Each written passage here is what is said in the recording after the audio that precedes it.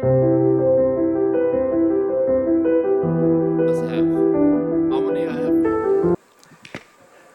you. Morning, everybody. I think, can we have the timer back to what it's supposed to be? After an invigorating talk on various, complex elbow problems, I'm going to talk on elbow arthroplasty. That has been my experience over the last quite a few many years. So the talk was, where are we in 2025? So I think that's what we'll discuss. So the modern day total elbow arthroplasty journey starts about 1972 till the date today, and the various implants have been designed, and they have been used, they have been documented, they have been published. Some have been successful, some haven't been. But some of the landmark implants that had some impact was the one that was published by D in 1972 with a small series of about 19 cases in predominantly rheumatoid patients.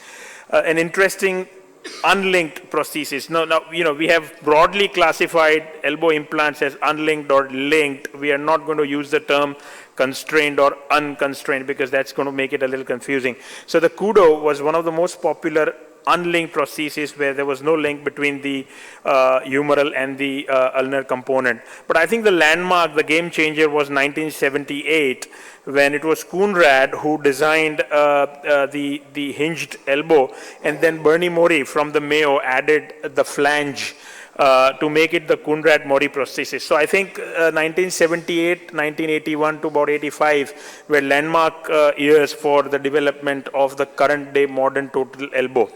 So coming back to 2025, the world over, the Coonrad-Morrey is the maximally used implant with the longest follow-up in terms of total elbow arthroplasty. We classify it as a semi-constrained sloppy or a floppy hinge because it allows about 7 to 10 degrees of varus valgus play, which mimics the native anatomy of the human elbow. Now, addition of this floppy hinge has actually extended and broadened the indications of the total elbow arthroplasty. So this is what a Coonrad-Morrey is. You have an ulnar component which is site-specific and anatomic, and you have a generic humeral component. The additions were of the titanium plasma spray on top of the proximal end of the ulna and the distal end of the humeral component, and there is a pin-in-pin lock which makes this a sloppy hinge and allows for some amount of motion there. So where are we today, and what are the indications for total elbow replacement in my practice, and what does the literature say about that as well? So the rheumatoid arthritic patients were sort of the gold standard, the most common patients for elbow replacement, and the global numbers were, the initial series were all about rheumatoid arthritis. But if you look at the last decade, this has changed primarily because of a significantly improved medical management of the rheumatoid, and so now it's the acute trauma which takes away the number one position for a total elbow replacement. However, in our scenario and in my practice, it is the sequelae of trauma which seems to be taking up a major chunk of elbow replacements.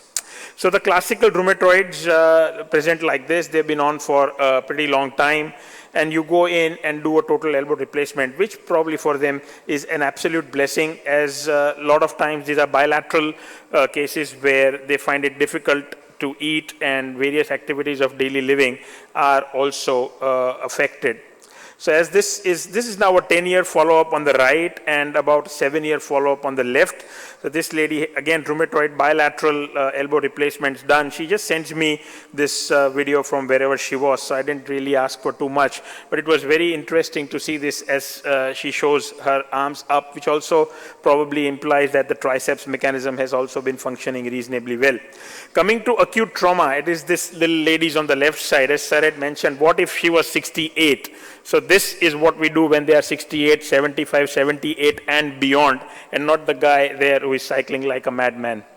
So this was a 75-year-old lady with a very communicated similar X-ray from the previous talk with a 38-year-old guy, but I don't think you would want to try to fix these, and they straight away go and get a total elbow arthroplasty. And the reason why they get it is that within 2 to 3 to 4 weeks, they are very functional and they are independent, doing most activities of daily living. They don't lift weights. We don't allow them to lift weights beyond 5 kgs ever. So that's one of the problems with the total elbow. But all the activities of daily life for this lady between 75 and 80 is accomplished by a total elbow in less than 3 to 4 weeks of time. Similarly, another case, one thing, a word of caution is we do olecranon osteotomies for some of these bad fractures, but I think you need to go with a plan that you're not doing an osteotomy here, because then you are jeopardizing your decision if you want to convert to a total elbow intraoperatively. So 20 years ago, I penned this paper with some of my friends from the US, where it was controversies in total elbow arthroplasty, and trauma was a controversy at that point in time. Come 20 years later, 2025, it's no longer a controversy. It's a part of the normal armamentarium. This is a landmark paper, 1997, by Morrey et al. And they confirmed that the use of total elbow arthroplasty for acute trauma is an excellent procedure at about 4 years follow-up. So the indications for this, for trauma are complex fractures in low demand patients, which, unlike what Mukhi sir said, sometimes they are unreconstructable, whether it's the surgeon or the patient, that we need to decide. There may be pre-existing arthrosis. We are underrating arthritic elbows, that can happen. And as you see here, you have early osteoarthritis of the elbow with a transverse fracture. This, to me, is a sort of a hallmark. If you have a fracture going straight like that, you're very likely to have an arthritic elbow. So beware of such simple-looking fractures. They don't do well with K-wires, and they're just going to fall apart pretty soon. As you see here, again, the elbow is very arthritic, and look at this horizontal straight subcondylar or intercondylar fracture. Looks innocuous. Sometimes you may be tempted to put wires or a plate or whatever, but these end up in significant non-unions and eventually may require total elbow arthroplasties. Coming to approaches, you have the triceps reflecting approach, you have the triceps splitting, and the triceps on approach. You could do that arm over chest, you could do lateral, you could do prone. I do most of my cases in prone position. And this is the sort of, a triceps reflecting approach here, and this is also used for acute fractures. This is also called the Bryan and Morrey approach as well, but it does take off the triceps from its insertion, and you do have problems with triceps attenuation and weakness later on. This is the tricep split, which you just straight away go down, split the triceps off the olecranon in medial and lateral sort of flaps, and then resuture them back onto the tip of the olecranon with transosseous sutures. They also tend to have some problems with healing and weakness of the triceps, but it is the go-to approach when there are multiple surgeries already done, and when you go in, you find it very difficult to find your normal planes. As was this case with a distal humeral non-union and multiple surgeries. This was managed with the triceps split approach, and you can go ahead and do your total elbow replacement. It's wise sometimes to use prophylactic wires across the proximal part of the ulna, because it's very likely that with multiple surgeries as well, you could shatter that. So you could just use a prophylactic wire, and that helps you as well. My go-to approach right now is a triceps tongue approach, because it keeps the attachment of the triceps onto the olecranon and then reattach it back and suture it. So the triceps integrity in this situation is maintained, and it makes my life easier as compared to a triceps on approach, which is either a sort of a bilateral paratricipital approach or a para-olecranon approach. So I use this triceps tongue now for most of my elbow replacements. And salvage situations, we seem to now have a very large series which we are ready to publish. In this situation, obviously you can't fix them because of multiple surgeries like this. 4 surgeries, 1 year's time, complete destruction of the joint. The plate is poking out like that, and we go in and do a total elbow arthroplasty. And this is her at about 2 years' time with complete painless full range of motion. Another gentleman with a very similar looking X-ray. You can't fix this because part of the elbow is missing now. And then we have designed long flange, extra long stems where you can abut the flange on the anterior cortex.